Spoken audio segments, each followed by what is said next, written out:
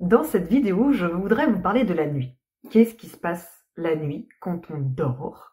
Qu'est-ce que ça signifie de faire des mauvais rêves, des cauchemars? Et qu'est-ce qu'on peut voir dans les rêves? De quoi on rêve? Pourquoi on rêve? La nuit, notre âme part en voyage, faire, des expériences plus ou moins subtiles, plus ou moins connectées. Il y a déjà, les mauvais rêves. Je vais commencer par ça parce que certaines personnes font souvent des cauchemars et souvent quand on fait des cauchemars récurrents, c'est-à-dire quand on rêve de quelque chose de manière répétée. Alors c'est pas forcément exactement le même rêve, mais il y a toujours un élément qui revient. Par exemple, moi pendant longtemps, j'ai fait des cauchemars autour de la voiture et du coup j'avais des accidents de voiture, soit j'arrivais pas à freiner, soit il y avait un accident. Soit je me réveillais en sueur, voilà, avec encore l'énergie de l'accident ou l'énergie de la peur, où en fait j'arrivais pas à arrêter la voiture.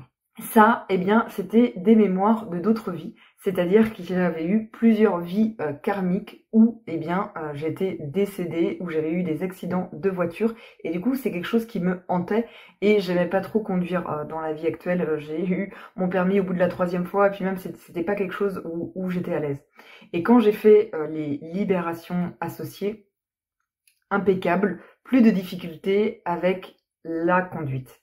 Donc, un cauchemar récurrent, quelque chose peut indiquer finalement une libération qui se passe. Parfois, la libération suffit dans le rêve, et ça m'arrive justement en ce moment.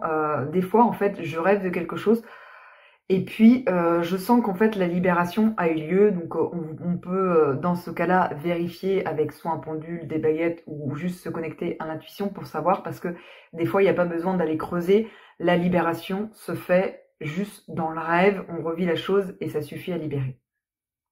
Mais si on reste avec une impression de désagréable, quelque chose de lourd, quelque chose qui nous fait peur, là c'est que probablement ça n'a pas pu être libéré et que c'est une mémoire. Donc ça peut être karmique, mais ça peut être aussi transgénérationnel, quelque chose qui vient nous hanter dans la famille et qui c'est en gros, les rêves, c'est un moyen de nous avertir, de nous alerter et de dire qu'il y a quelque chose qui va pas en cas de mauvais rêve, en cas de cauchemar. C'est aussi le cas pour les enfants. J'en parle d'ailleurs dans mon programme SOS Monstre, qui est spécial pour les enfants. Les enfants ont aussi parfois des cauchemars, et j'aimerais bien rappeler que pour tout le monde, ce n'est pas normal d'avoir des mauvais rêves et des cauchemars. Si ça revient comme ça de manière récurrente, c'est qu'il y a quelque chose à creuser.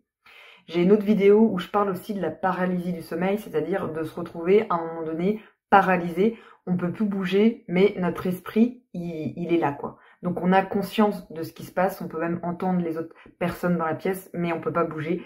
Et donc ça, c'est assez horrible, et ça indique qu'il y a vraiment des peurs, des mémoires qui sont restées figées et bloquées. Mais le rêve, c'est aussi, je le disais, donc on peut aussi faire des libérations et on peut aussi faire des choses, même voyager dans différents plans. Donc on peut voyager à travers nos autres vies, mais aussi à travers le futur potentiellement. C'est pour ça qu'il y a plusieurs personnes qui rencontrent l'âme du futur enfant. Donc ça, c'est aussi une intention qu'on peut poser quand on se couche, de dire j'aimerais bien rencontrer l'âme de mon bébé. Plus on va se plonger aussi, faire des méditations, plus on va être en connexion, plus on aura des chances que ça se passe la nuit, et du coup d'intégrer les messages. Parfois on se souvient pas de tout, juste une impression, et c'est pour ça que ça peut être bien aussi d'avoir un petit carnet et de noter le matin au réveil ce qui s'est passé. Pendant la nuit, on peut aussi voir des personnes décédées, des défunts. Et là, pareil, en général, c'est pas juste un hasard d'avoir rêvé d'une personne décédée, c'est qu'elle est venue transmettre un message. Peut-être que s'il y a un manque, si on pense très fort à quelqu'un et que ça nous fait encore souffrir, ou si la personne elle n'a pas totalement libéré, ça peut arriver aussi dans le cas quand il y a des âmes qui sont pas passées de l'autre côté, qui sont pas passées dans la lumière. Elles peuvent venir aussi nous voir en message dans le rêve, comme pour nous donner une alerte. Donc faut faire attention, ça dépend. Est-ce que la personne, elle est venue avec un amour, plutôt avec quelque chose d'agréable? Est-ce qu'on a plutôt une sensation de waouh, j'ai vu une personne disparue et finalement ça m'a fait chaud au cœur, et dans ce cas-là, c'est plutôt un message d'espoir, d'amour positif. ou est-ce que à l'inverse, j'ai l'impression qu'il y avait de la peur, de la tristesse, des angoisses, et donc là ça peut être un appel à l'aide de cette personne qui est bloquée sur Terre et qui du coup a besoin d'aide pour passer de l'autre côté. Les deux sont possibles. Et on dit aussi la nuit, en tout cas moi j'en ai fait l'expérience, qu'on travaille, c'est-à-dire que moi je sais que je vais libérer, voilà, que je vais agir, que mon âme va agir sur d'autres plans, d'autres dimensions, et que des fois je me réveille un peu fatiguée ou j'ai eu l'impression d'avoir fait plein de choses. On peut émettre du coup l'intention le soir de se dire bon là je suis fatiguée, j'ai envie de passer une nuit sereine, tranquille, et de pas d'aller voir à droite à gauche en fait. Donc il y a certaines nuits on a vraiment besoin de se régénérer et c'est ok, et pour ça il faut le demander. Qu'est-ce qui peut se passer aussi la nuit? Il peut aussi y avoir des sortes de parasitage énergétique, et donc des monstres, des choses comme ça qui viennent où on a une impression qu'il se passe un truc. Donc ça c'est aussi possible d'avoir aussi des traumatismes en fait qui se rejouent, des choses qu'on n'a pas forcément libérées dans cette vie actuelle. Moi par exemple j'avais une amnésie traumatique, j'ai eu des violences sexuelles quand j'étais toute petite, et donc une amnésie, j'avais pas de souvenir. Et bien longtemps j'ai eu ces impressions de rêves de personnes en fait qui abusaient sans savoir exactement ce qui se passait. Et donc une fois que la libération était faite, je n'ai plus besoin de vivre ça. Donc dites-vous qu'en fait chaque expérience du rêve peut amener une compréhension. On ne fait pas des rêves au hasard. Parfois, évidemment, c'est juste ressassement de la journée, et dans ce cas-là, on s'en souvient pas de ces rêves-là. C'est les rêves où il n'y a pas d'accroche, où il n'y a pas de souvenir. Mais les rêves dont on se souvient, soit qui nous réveillent parce que c'est un cauchemar, soit qui nous marquent parce qu'il y a une émotion profonde, là, ça a une signification particulière. En fait, c'est ça la différence. Et on peut aussi faire des rêves lucides, c'est-à-dire des rêves conscients où on va avoir conscience qu'on est dans un rêve. Pour ça, comment savoir en fait, des fois on se pose la question, mais est-ce que je rêve ou est-ce que c'est la réalité? Comment savoir si je suis dans un rêve?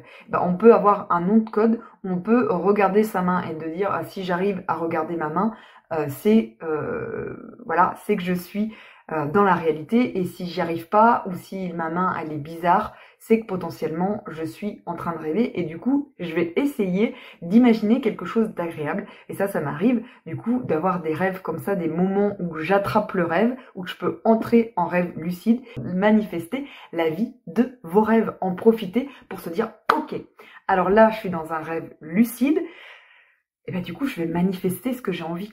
Je vais manifester mes projets, je vais manifester comme si c'était la réalité. Je vais nourrir en fait ce moment-là de positif. On peut aussi aller se poser des questions sur l'univers et de dire je vais demander à avoir une réponse. Donc on peut aussi poser une question et de dire donnez-moi les réponses, et avoir comme ça des réponses. D'ailleurs, il y a des artistes qui canalisent, qui ont des informations, des chansons dans leurs rêves, et qui le matin au réveil ont tout un tas de savoirs.